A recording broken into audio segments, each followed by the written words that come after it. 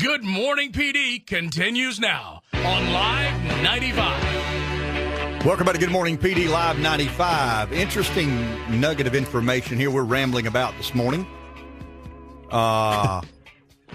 During the what are you laughing about? We are. We're rambling about. Yep. During the 12-month period that ended in July of 2017, did you know that California saw a net loss in population of about 138,000 people?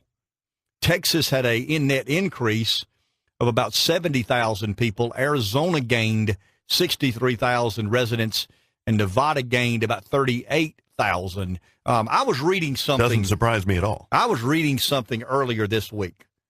It's I'm trying to think of what it was. It's the American Enterprise Institute Public Policy Survey.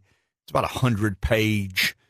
I mean, they're a big think tank, got a libertarian tint to them, but I like what some of their thinkers think about and consider and write about. But it was interesting to me, and I don't have the details in front of me because it wasn't that interesting.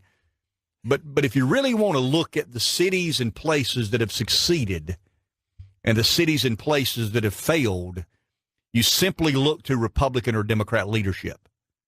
Now, I'm not saying it's all about that, because you can say that South Carolina is in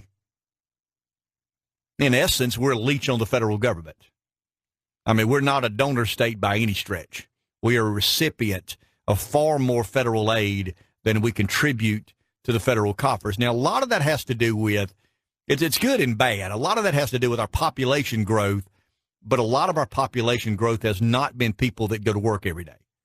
It's a retiree who moves down around our coast. I mean, Horry County is net positive since 2008. And if you think about 2008 to today, that's 10 years. But 4 of those years were probably the worst housing market in modern American history. Despite that, Horry County is net positive about 120 to 135,000 new residents. I mean, that's a big number. That's a huge number. And the growth along the coast has been unbelievable. But it hasn't been, by and large, people that come here to go to work. I mean, they've worked their lives, they've built careers, they've got a nest egg or some sort of, financial security, and they come down here to play some golf and work at Walmart a few days a week or a few hours a day and kind of live the good life until they meet their maker.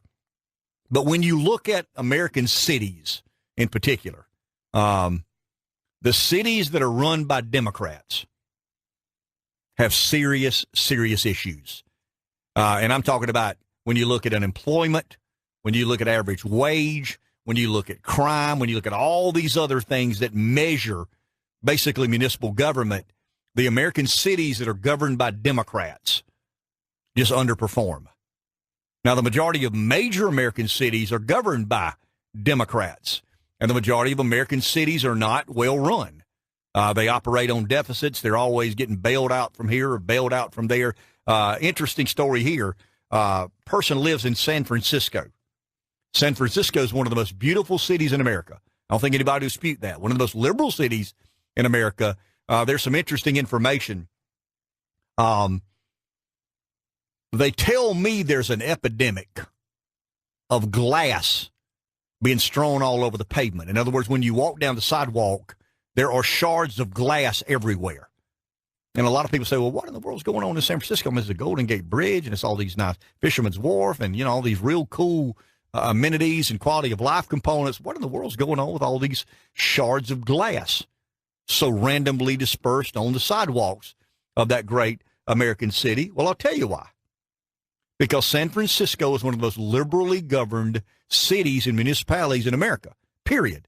There are no more liberal cities than San Francisco. I mean, there's a couple of mayors out there that are afflicted with a little more severe case of wacko-majackamo.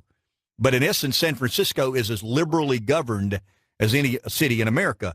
And I looked through, when I read that, I said, okay, well, this guy's saying about walking down the beautiful streets of San Francisco, and every time I turn around, there's a pile of glass.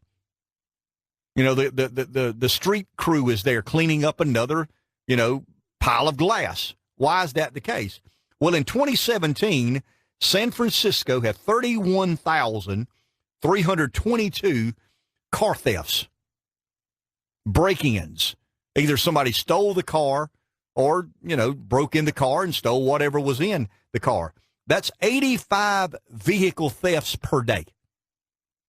And when you break the glass, so you got 85 cars every single day in San Francisco that are getting the glass busted out of.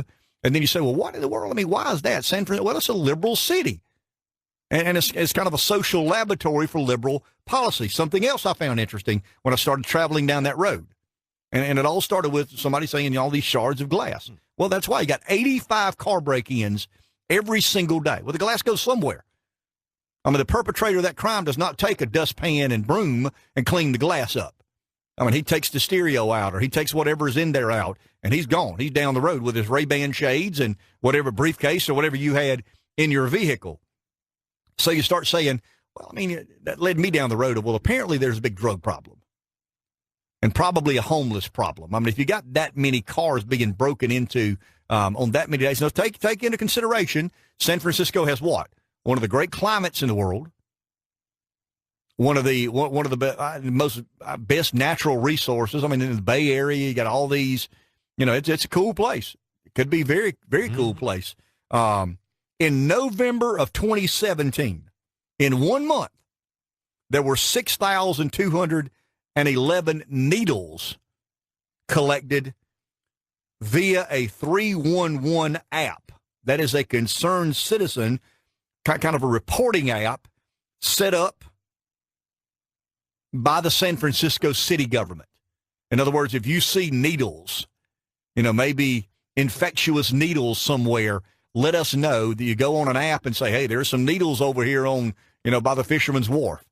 There's some needles over here in Monaghan Park or whatever. I mean, there's a couple of other places in San Francisco. Wow.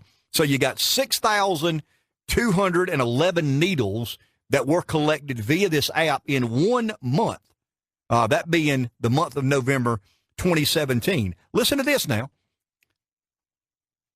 The San Francisco Public Works received in that same month, the month of November 2017, 1,498 requests to clean up human feces. Great city in America.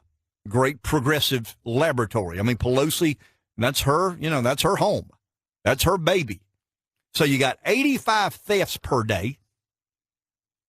You've got 6,211 needles collected by concerned citizens who report on this 311 app.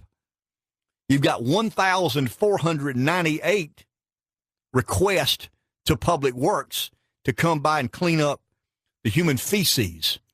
Now, the public defecation problem has become so intolerable in San Francisco that private citizens have built an online map to track the concentrations of crap in the city.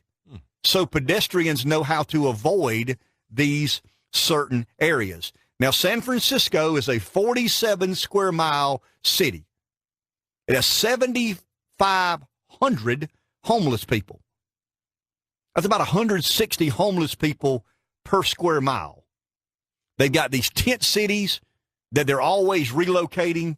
One of the major thoroughfares in January of 2018 was blocked as a result of tent cities being constructed by these 7,500 homeless people or 160 homeless people per square mile. So think about it. You've got one of the great liberal experiments in America today, the city of San Francisco.